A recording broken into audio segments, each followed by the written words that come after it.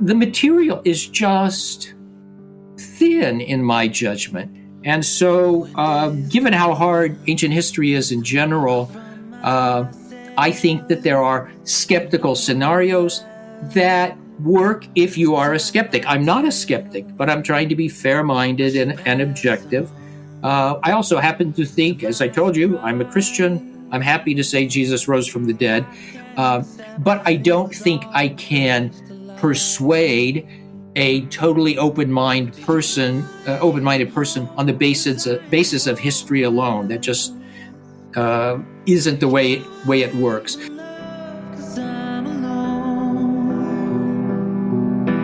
you believe in hell? 'Cause I am helpless.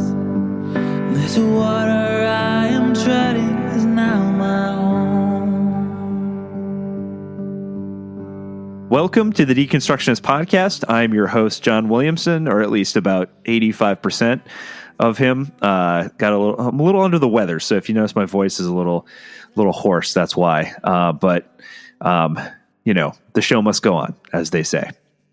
One of the things I had intended on doing was this week continuing with the next logical episode in our series on grief and grieving. However, I had the fortune of getting a chance to interview Dr. Dale Allison from Princeton Theological Seminary on a topic that I find fascinating, and I know a lot of you have asked about it, just in regards to some of the larger miracles that occur or take place throughout the Bible. And this is the biggest one. Obviously, we are coming quickly upon Easter, and the resurrection is a big one. How do we think about this? How do we look at it? Did it really, happen? Was it, a product of kind of revisionist history? Was it something that is meant to be taken, metaphorically? Like, how do we view this? Because it's obviously a huge claim that we have as part of Christianity. So, Dr. Allison has written and done tons of research, has written a really fascinating book on the resurrection. And so we got a chance to talk, and I thought, how cool would it be to drop these episodes right before Easter? So very topical. So anyway, if you don't know who Dr. Allison is, he's the Richard J. Dearborn Professor of New Testament at Princeton Theological Seminary. He earned his master's and PhD from Duke University. His academic research and publications include The Historical Jesus, The Gospel of Matthew, Second Temple Judaism, and the History of Interpretation and Application of Biblical Texts. He's got several books out, including Constructing Jesus. It was selected as best book relating to the New Testament for the 2009 to 2010 by the Biblical Archaeology Society. And then, of course, his more recent books, like the one I referenced a second ago, The Resurrection of Jesus, Apologetics, Polemic, History, and Encountering Mystery, Religious Experience in a Secular Age, is the big one that we focus on here. So check it out. Hope you enjoy it. Part 1 will be this week. Part 2, I'm actually going to do it a little differently. I want you guys to have it before Easter. So part 1 will come out today, obviously, right now. And part 2, I'm going to drop on the Saturday of the weekend leading into Easter. So that way, both parts are out. You can listen to it in its entirety before actual Easter. So enjoy. And in a couple of weeks, we will resume the Grief and Grieving series with a brand new guest. So if my intros are a little outdated, that's why. So I'm trying to be as, productive as possible and get a lot of the stuff done ahead of time. So anyway, enjoy this. And as always, if you want to check out what we're up to, other than podcasting, lots of new blog posts on the website. So www.thedeconstructionist.com. You can go there to link to our Patreon campaign if you want to support in that way. We have a web store. Again, the blog is on there. And then, of course, you can stream for free our entire back catalog of over 150 episodes right through the website. And you can link to us on social media if you want to yell at me for something. That's it. All right, let's get to it. Without further ado, part 1 with Dr. Dale freaking Allison. 'Cause I am helpless. This water I am treading is now my home.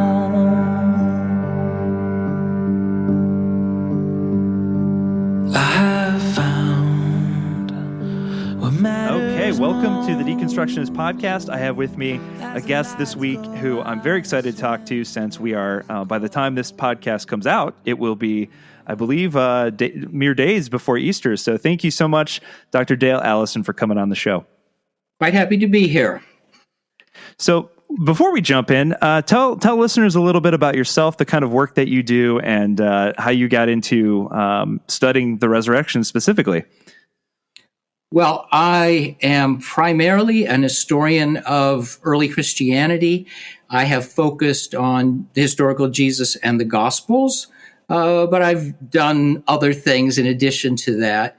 And I tend to alternate my academic books that only scholars are going to look at. Some of them, very few scholars are going to look at, just a handful of people. I try to alternate those really heavy-duty academic books with more popular books for a wider audience. So I do more than one thing. But if the question you're asking here is, how did I get into this particular topic?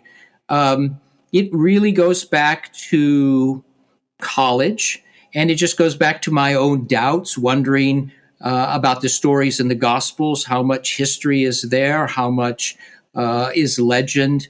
And when I was in college, I read a number of what you might call conservative or apologetical or traditional approaches to the resurrection, and none of them convinced me. But what really set me off is I read a book by a theologian who's now dead named Wolfhart Pannenberg, very famous German theologian. And in his book called Jesus, God, and Man, he has a very famous section in which he seeks to prove or show or demonstrate that Jesus literally rose from the dead, and he accepts the empty tomb, and he thinks the best historical explanation for the data is that God raised Jesus from the dead. And I remember reading it for the first time, and I was probably in my second year of college, and I remember very vividly putting down the book at that point when I finished with that section and pacing the room and wondering, what the heck did he just do? Did he actually do what he claimed to do? And I thought, this isn't really possible, is it? But he's a very smart person, and these were very clever and interesting arguments. So I continued to pay attention to this issue.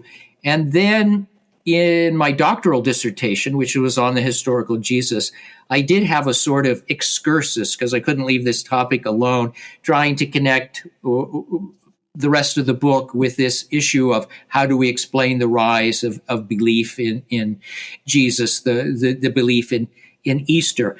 And that was a very short attempt to sort of sketch a solution.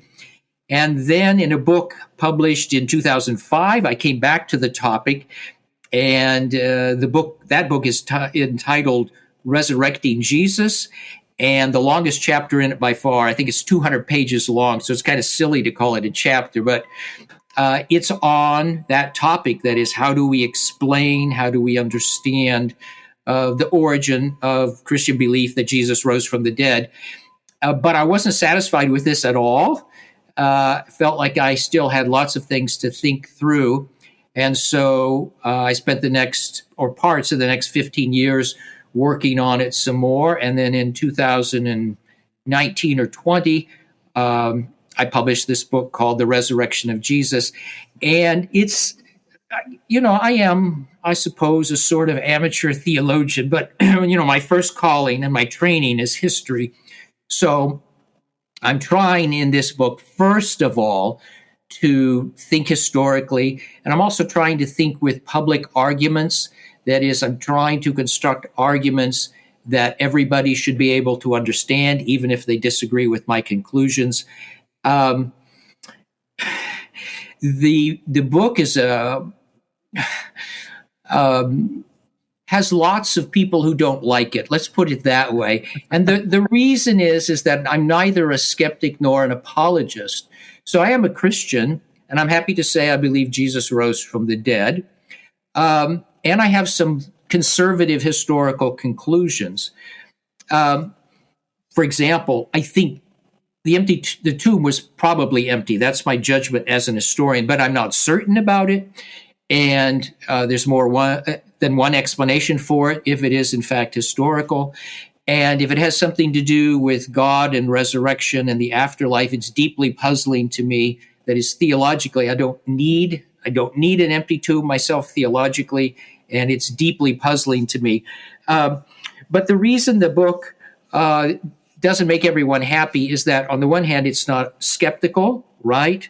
I don't say that these early Christians' beliefs are ridiculous, or they are pure legend, or that they are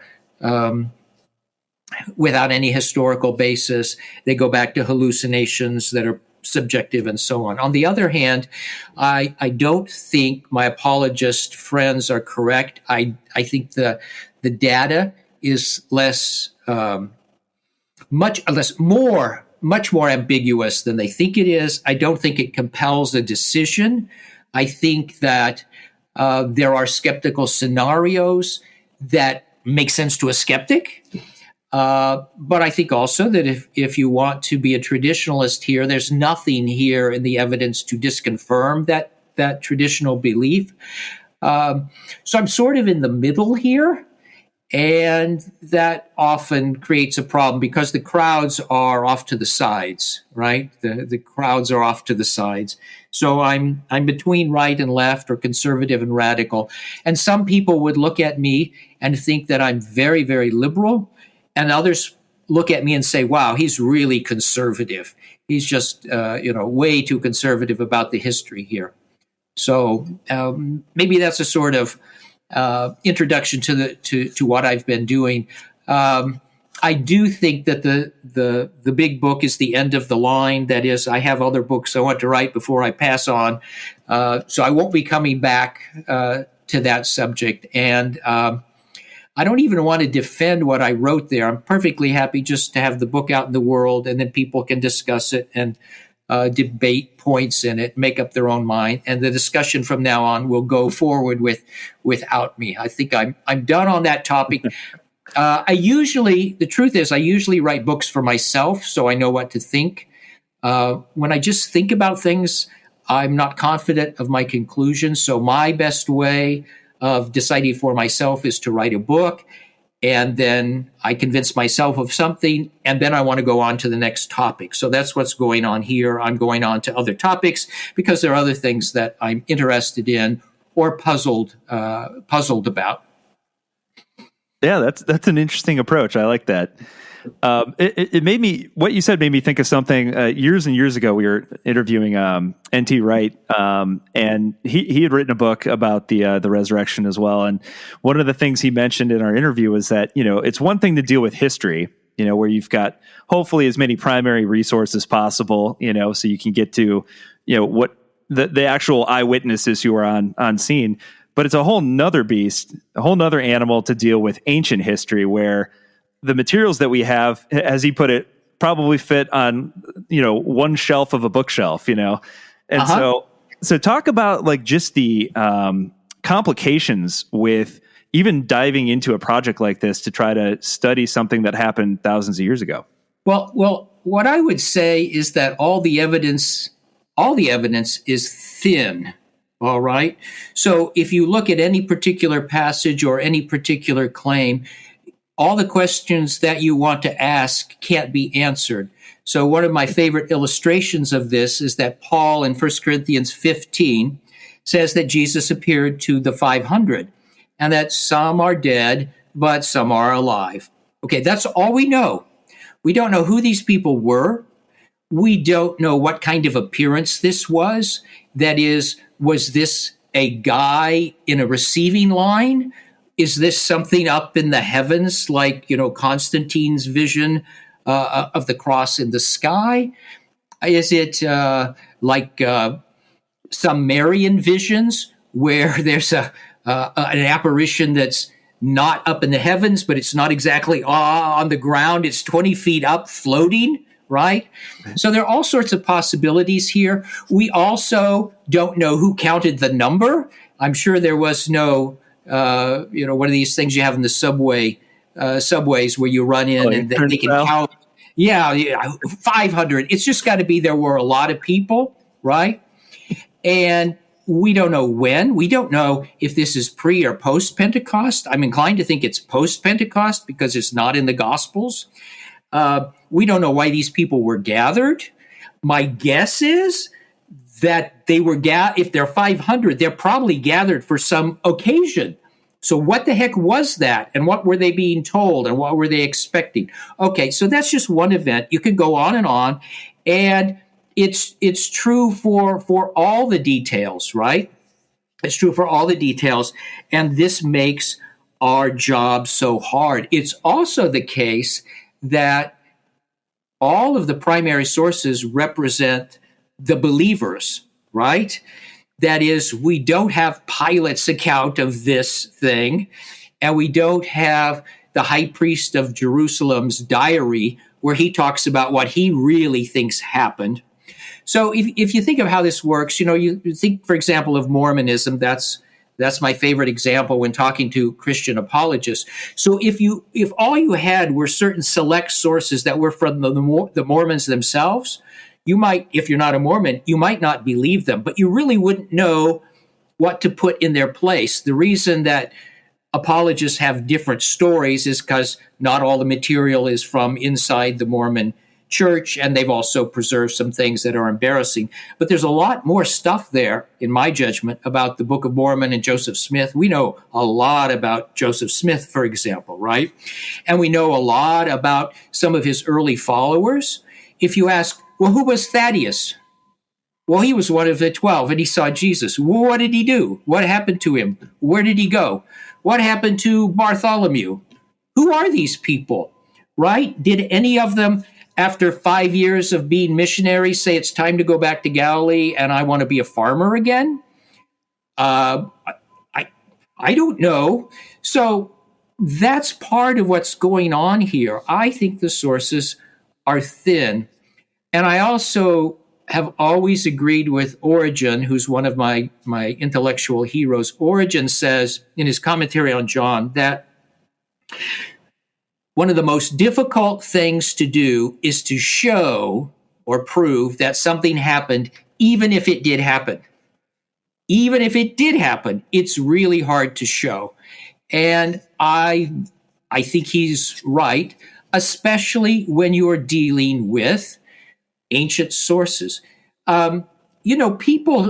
People debate the character of, let's say, Abraham Lincoln, and they debate what he was up to and what he really had in mind and so on. We have tons of sources, including firsthand sources from Abraham Lincoln. People are still trying to figure out who this guy was and what he was really doing and what made him tick and what his religious beliefs were, for example. Really interesting, difficult question. He's got some. But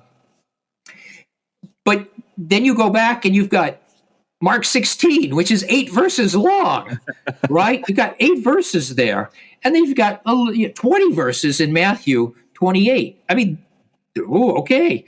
And you've got a little more material in Luke. And you've got 2 chapters actually in the Gospel of John. But of course, that's the latest text and the one people are most skeptical of. And then Paul says Jesus appeared to him, right? But he doesn't give you any details about it at all. None. 0. You have these accounts in Acts, but those are very short accounts, and they notoriously don't agree on it, even among themselves, right? Did the people who are with Paul see something but not hear something, or was it the other way around? Luke actually has it both ways. So the material is just thin in my judgment. And so given how hard ancient history is in general, I think that there are skeptical scenarios that work if you are a skeptic. I'm not a skeptic, but I'm trying to be fair-minded and objective. I also happen to think, as I told you, I'm a Christian. I'm happy to say Jesus rose from the dead. But I don't think I can persuade a totally open-minded person on the basis of history alone. That just isn't the way it works. So I guess at the end of the day, I think Pannenberg tried to do too much. All right, so that's a way of of saying this. And again, some of my friends who are evangelical apologists, I may agree with them on some things, but I don't think that, as one old book put it, the evidence demands a verdict in this case.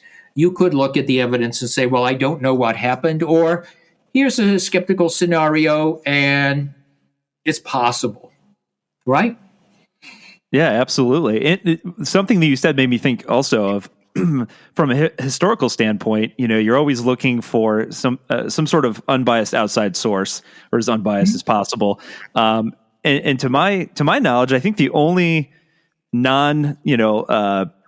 Jew or early Christian within that community of believers was like Josephus, who says very little.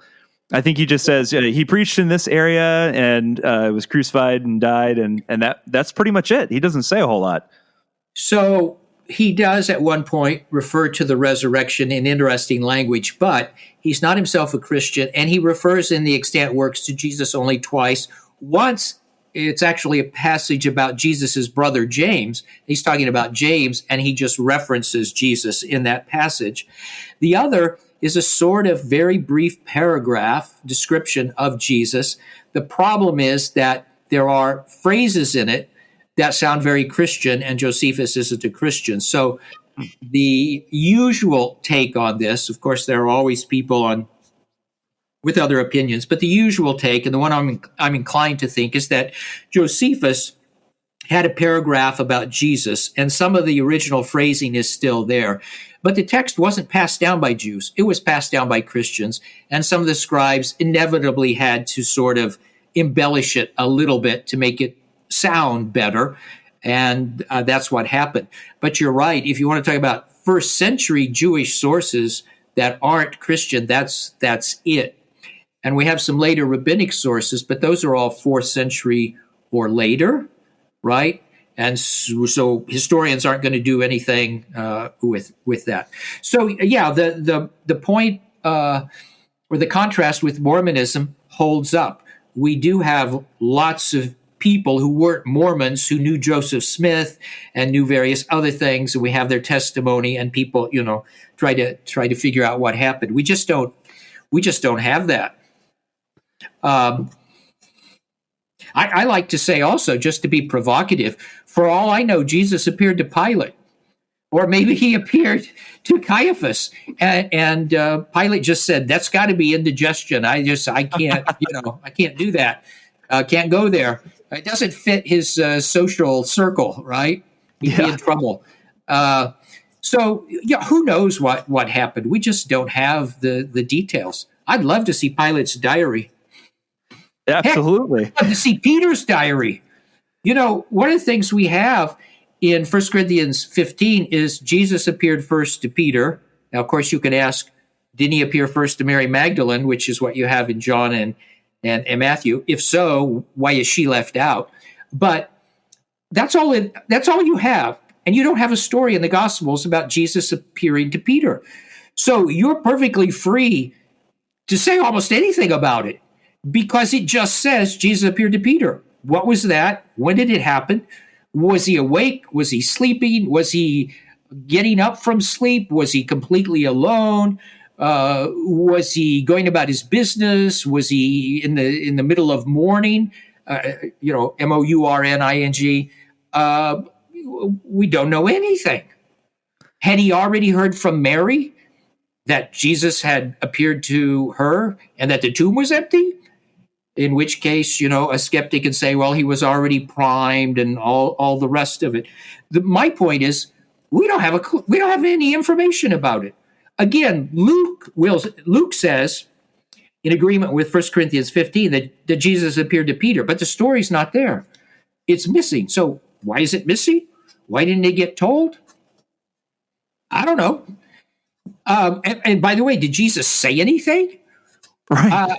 I have wondered, maybe Jesus appeared to Peter means that Jesus just appeared to Peter and he saw him for a few seconds and then he just popped out and that's it. So there's really no story to tell. There's nothing interesting there. Again, I don't know that that's the case at all, but nobody knows what happened. So that's another illustration of how thin the sources are, at least to my mind. Have a face? Does he have a body or even a name? If he does he know that I'm alive? Is God even here? Does she care that I doubt? Does she care that I fear? Something tells me God will survive. So take a breath, breathe it in, the mystery that is this, a universe we don't know. I think the truth is,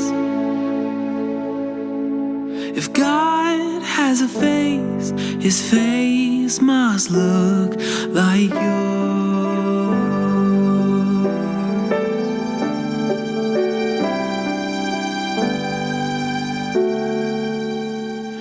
Did God kill his kid? Did he have to have blood before he would forgive?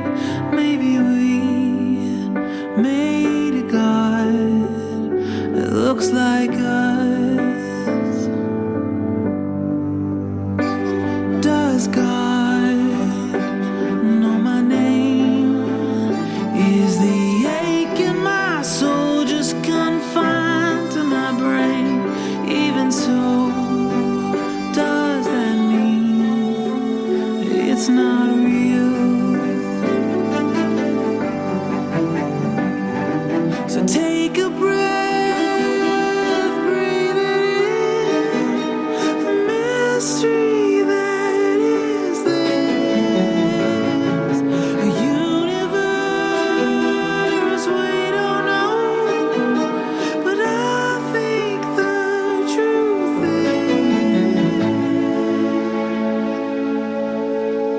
is, if God has a face, her face must look like yours.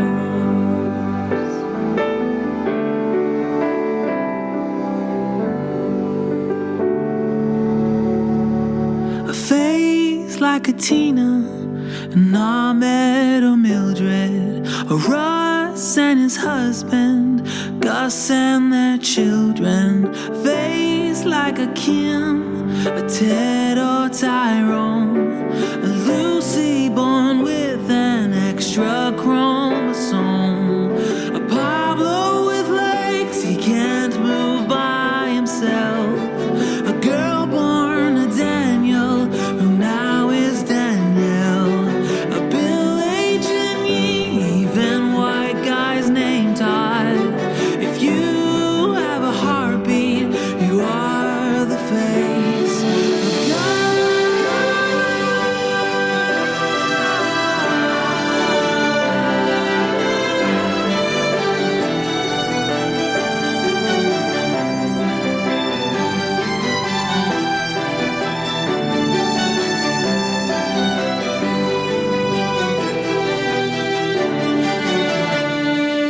So take a breath, breathe it in, the mystery that is this, a universe we don't know, but I think the truth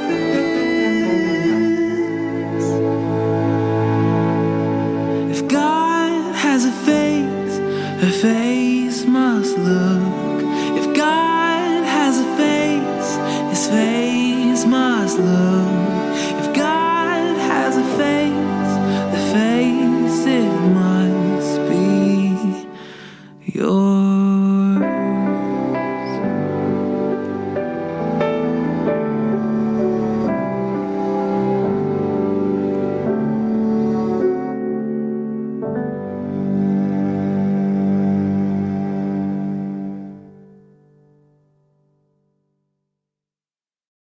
When shopping for Black Friday appliance deals, you want to pay less, and you probably think that means heading to a big box store. But for the best appliance deals, remember, Bray beats big. So skip Black Friday and get to Bray Friday, going on now at Bray and Scarf. Save up to 40% on select appliances, and get doorbuster savings on our best-selling GE Profile and Cafe appliances. Save now during Bray Friday at Bray and Scarf, where it doesn't cost more to get more.